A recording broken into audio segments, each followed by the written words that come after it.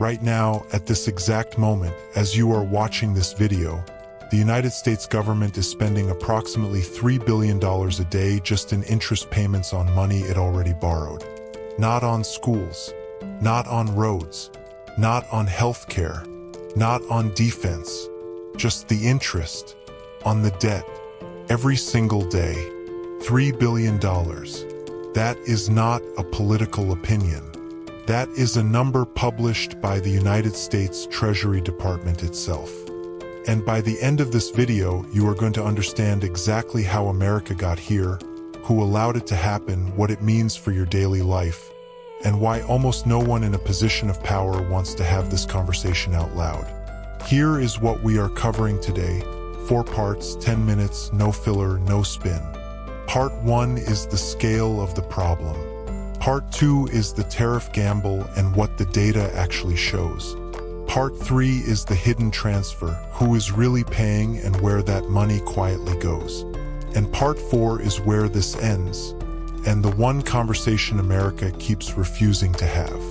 I want to say one thing clearly before we begin. This is not a left-wing video. This is not a right-wing video. The numbers I am about to show you do not care which party you voted for. They simply exist, and ignoring them does not make them disappear. Let's start with the debt itself, because most people have heard the number but have never truly processed what it means in real terms. As of early 2026, the United States national debt stands at $38.5 trillion. And when you divide that number by the population of the country, every single American, every man, woman, and child, now carries a personal share of approximately $114,000 in federal debt. And for the average household, that number climbs even higher to $285,000. That debt is not sitting still either. It grew by more than $2 trillion in the past year alone, a pace that economists originally projected would not happen until around the year 2030, and we arrived there in 2026. The interest payments on that debt reached $970 billion in 2025, nearly $1 full trillion, and the Congressional Budget Office now projects that number will cross $1 trillion this year and climb all the way to $2.1 trillion annually by 2036, which is nearly double the entire yearly budget the United States spends on national defense. Now let's bring in the tariffs, because this is where the story stops being just a debt story and becomes something every working American should understand personally. In 2025, sweeping tariffs raised the average tax on American imports to 16.8%, the highest level since 1935, and the stated promise was straightforward and clear. Foreign countries would absorb those costs, manufacturing jobs would return to American soil, wages would rise, and ordinary Americans would be better off. Goldman Sachs analyzed the actual outcome and found that American companies and consumers collectively paid 82% of the tariff costs themselves in October 2025. And by July 2026, 67% of the total burden is projected to fall directly on consumers alone, meaning the tariff is functioning less like a tax on foreign exporters and more like a sales tax on American households. The Institute for Supply Management reported that U.S. manufacturing activity contracted for 9 consecutive months in 2025 due to economic uncertainty created by the tariffs. Unemployment reached a 4-year high, and consumer sentiment recorded its lowest annual average since records were consistently tracked. Lower than during the 2008 financial crisis, lower than the peak of the COVID-19 pandemic. Here is the part of the conversation that almost never gets had in plain language anywhere. Not because it is secret, but because it is uncomfortable, and because the people who would need to explain it honestly are often the same people who benefit from the current arrangement staying exactly as it is. The tariffs, marketed consistently as a tax on foreign nations, are by the data we just covered primarily absorbed by American consumers.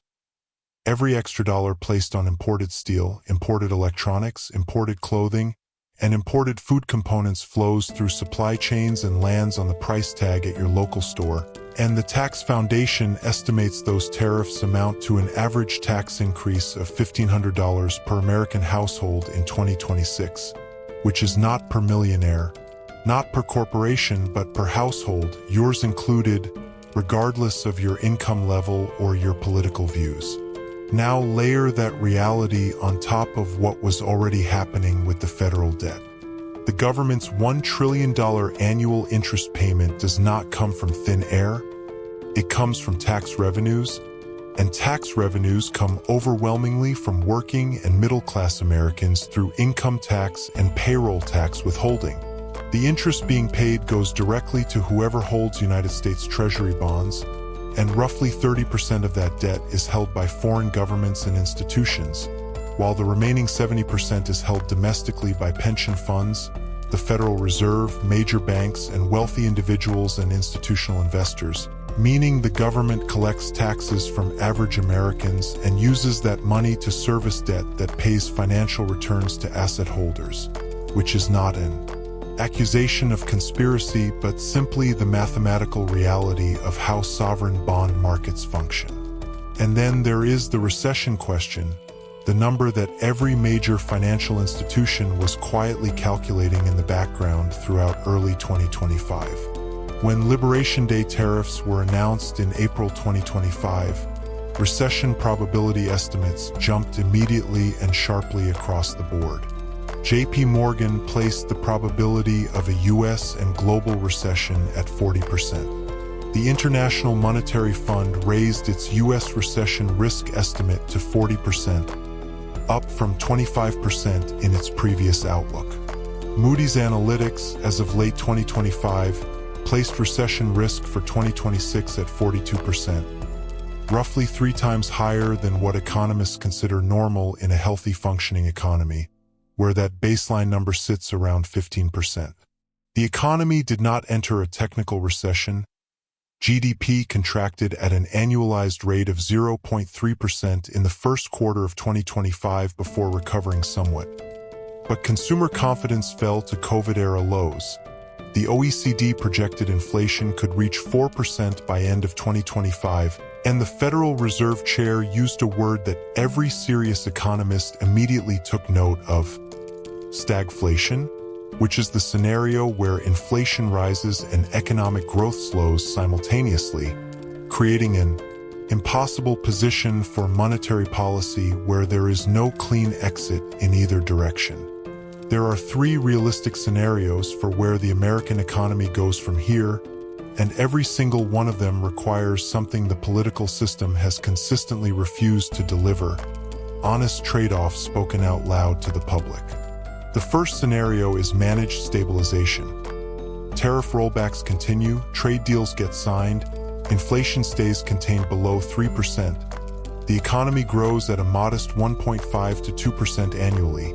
The debt keeps climbing but becomes a slow, manageable bleed rather than an acute crisis, and this is the optimistic case.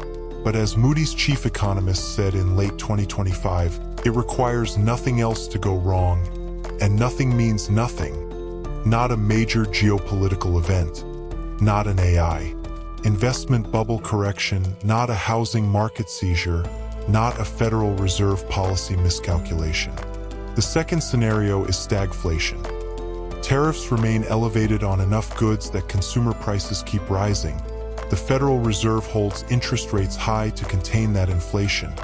A housing market already frozen by elevated rates stops functioning for an entire generation of potential buyers. Hiring stagnates, growth falls below 1% annually, and this is not collapse in the dramatic sense but something more insidious and more politically dangerous. A long grinding period where living standards erode slowly and invisibly.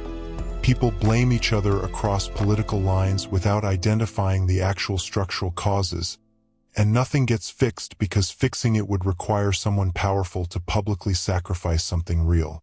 The third scenario is the debt reckoning. Interest payments continue their trajectory toward $2 trillion per year by 2036, and at some point the cost of servicing the debt mathematically crowds out everything else the federal government does. Defense spending, Social Security, Medicare, infrastructure investment, education funding. all of it competing against a debt service bill that doubles every decade by current projections. The question of what gets cut and who absorbs that cut is the single most consequential political question in American life right now. And it is almost entirely absent from the mainstream conversation being had on television, on social media, and in political campaigns. Here is what I want you to carry from this video. The American economy is not broken, but it is under documented, measurable, nonpartisan stress that is building in slow motion. The interest payments do not care who you voted for. The tariff costs do not ask about your political affiliation before appearing on your grocery bill. The debt per person does not adjust based on your ideology. The question is not whether any of this is happening. The data is public, the sources are cited, the math is straightforward. The question is whether enough people understand it clearly enough to demand that their elected representatives talk about it honestly, make real choices, and explain those choices to the public like adults. That conversation starts with being informed. You just took a step in that direction. And if this video gave you something real to think about, share it with one person, not as an argument but as information, because the more people understand the actual mechanics of what is happening, the more pressure exists for an honest public debate.